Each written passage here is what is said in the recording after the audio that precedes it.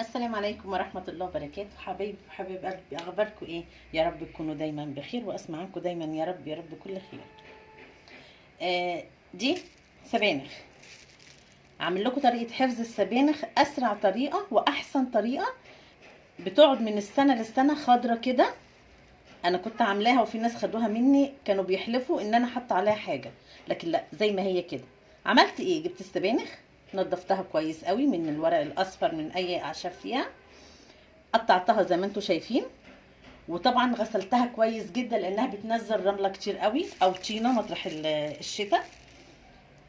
فانا غسلتها وقطعتها وفرشتها. بقى حطيت لها فيها هنا ملايه، عندي ملايه قديمه او عندك لو كوفيرتا قماشه اي حاجه قديمه مش محتاجاها، فرشتها على السفره وبالمنظر ده فردتها لغايه لما ما خليتش فيها ميه خالص، ناشفه.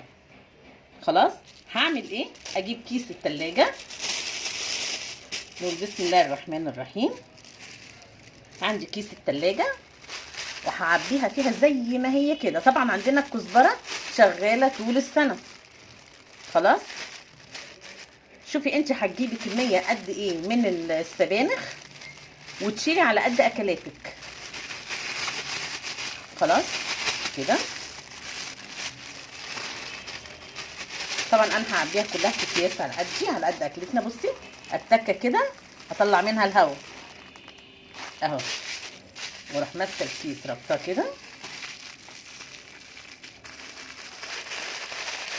بس، واحطه في الفريزر كده، في الفريزر في الديب فريزر على زي ما هتشيلي اهي بس. وهتطلع خضره زي ما هي. المهم تتكي على الكيس كويس وتشفطش الهواء منه. خلاص جربي الطريقه دي وصدقيني ما هتندمي، وهتطلع زي ما قلت لك خضره خالص. حد يقول لك ان الفريزر بيسودها، لا ما حصلش بصراحه. انا طول عمري بفرزها بنفس المنظر ده. واشوفكم ان شاء الله في فيديو تاني.